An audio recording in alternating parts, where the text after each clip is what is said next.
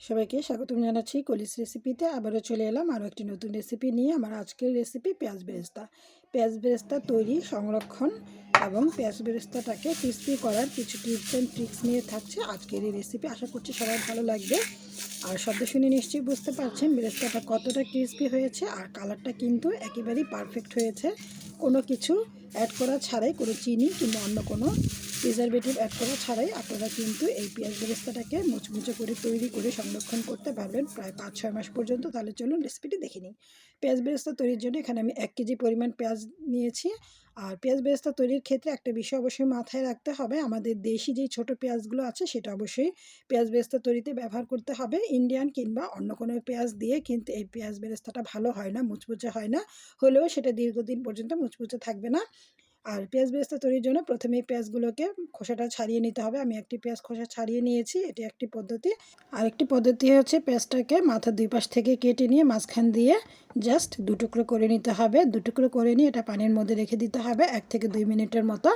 আর এতে করে উপরের খোসাটা কিন্তু আলতো হয়ে যাবে, জাস্ট আস্ত করে টান দিলেই কিন্তু উপরের খোসাটা আলাদা হয়ে যাবে। কেউ চাইলে এভাবে করে 2 টুকরো করে পানিতে রেখেও পেঁয়াজ বেরেস্তার তৈরির জন্য পেঁয়াজটাকে রেডি করে নিতে পারেন। আর খোসাটা ফালানোর পর এভাবে করে নিচের অংশটা একটু কেটে নিতে হবে, এতে করে লেয়ারগুলো দ্রুত খুলে আসবে পেঁয়াজটা কাটার পর।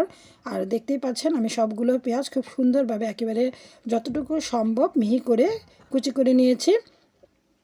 পেঁয়াজটা কুচি করার পর তারপর হাত দিয়ে এভাবে করে একটু কচলে নেব, এতে করে পেঁয়াজের লেয়ারগুলো সবগুলো লেয়ার খুব সুন্দরভাবে আলাদা হয়ে যাবে।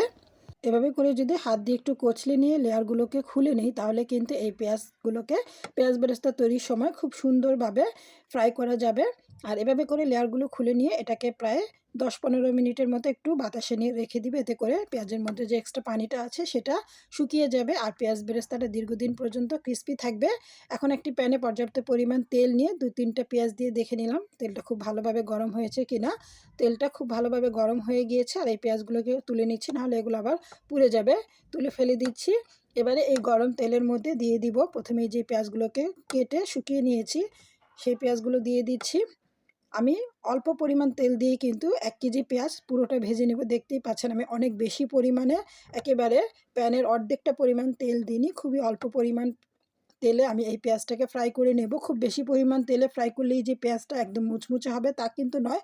অল্প তেলে আমি এই 1 কেজি পেঁয়াজকে 3 ভাগে এখানে ফ্রাই করে নেব, এতে করে আমার প্রতিটা পেঁয়াজ খুব সুন্দরভাবে ক্রিস্পি হবে, তেলের পরিমাণটাও কম লাগবে। অনেকেই মনে করেন যে অল্প তেলে পেঁয়াজ বেরেস্তাটা সুন্দর হবে না। দেখতেই পাচ্ছেন প্রথমে চুলার আঁচটা হাইতে রাখতে হবে। হাইতে রাখার পর যখন পেঁয়াজটা পানিটা শুকিয়ে যাবে, কিছুটা পানিটা শুকিয়ে যাওয়ার পর পেঁয়াজটা কিছুটা কালার চেঞ্জ হতে শুরু করবে, এই পর্যায়ে এসে পেঁয়াজটাকে ভেজে নিতে হবে মিডিয়াম ফ্লেমে, তা না হলে কিন্তু পেঁয়াজটা একদম পুড়ে যাবে। দেখতেই পাচ্ছেন চমৎকার একটা কালার কিন্তু চলে এসেছে প্রায়। পেঁয়াজটা যখন লালচে হতে শুরু করবে ওই পর্যায়ে কিন্তু নাড়া একদম থামানো যাবে না, পেঁয়াজটাকে নাড়তে থাকতে হবে। আর পেঁয়াজটা যখন এরকম সুন্দর একটা কালার চলে আসবে তখনই চুলাটা অফ করে দিয়ে এই পেঁয়াজ বেরেস্তাগুলোকে তেল থেকে তুলে নিতে হবে। তেল থেকে তুলে একটি ছাঁকনির মধ্যে নিয়ে নিচ্ছে, এতে করে তেলগুলো খুব সুন্দরভাবে নিচে ঝরে যাবে, দেখতেই পাচ্ছেন। আর এখন কিন্তু পেঁয়াজ বেরেস্তাটা যদি না তুলে নেন তাহলে কিন্তু পেঁয়াজ বেরেস্তাটা অনেক বেশি পুড়ে যাবে। এই পর্যায়ে তুলে নিলে পেঁয়াজটা কিছুটা ঠান্ডা হওয়ার পরে চমৎকার আরও কিছুটা ডার্ক হয়ে যাবে এর কালারটা। দেখতেই পাচ্ছেন চমৎকার একটা কালার হয়েছে কোনো রকম চিনি অ্যাড করা ছাড়াই। অনেকেই পেঁয়াজ বেরেস্তায় চিনি দিয়ে থাকেন, তবে চিনি ছাড়াই কিন্তু এই পেঁয়াজ বেরেস্তাটা একদম মুচমুচে হবে আর চমৎকার একটা কালার আসবে। দেখতেই পাচ্ছেন ঠিক একই প্রসেসে বাকি পেঁয়াজগুলো আমি এই তেলের মধ্যে ভেজে নেব। আমি 1 কেজি পরিমাণ পেঁয়াজ কিন্তু এই অল্প তেলেই পুরোটা ভেজে নিয়েছি। আর 2টো প্লেটে টিস্যু দিয়ে আমি পেঁয়াজ বেরেস্তাটা রেখেছি, এতে করে এই বেরেস্তার মধ্যে এক্সট্রা যে তেলটা আছে সেটা টিস্যুটা শুষে নেবে। আর শব্দ শুনে নিশ্চয়ই বুঝতে পারছেন পেঁয়াজ বেরেস্তাগুলো কতটা ক্রিস্পি হয়েছে।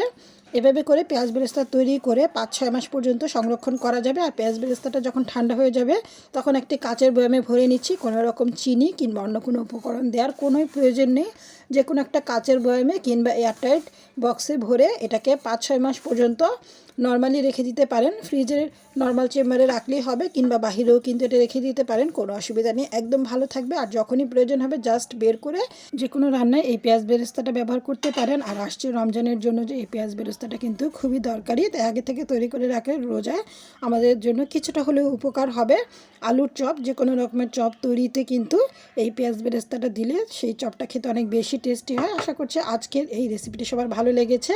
আর পেঁয়াজ বেরেস্তার তেলটা দিয়ে পোলাও, কোরমা কিংবা চিকেন রোস্ট রান্না করলে সেটাও কিন্তু ভীষণ মজার হয়। সবাইকে ধন্যবাদ জানিয়ে আজকের মতো এখানেই বিদায় নিচ্ছি। আল্লাহ হাফিজ।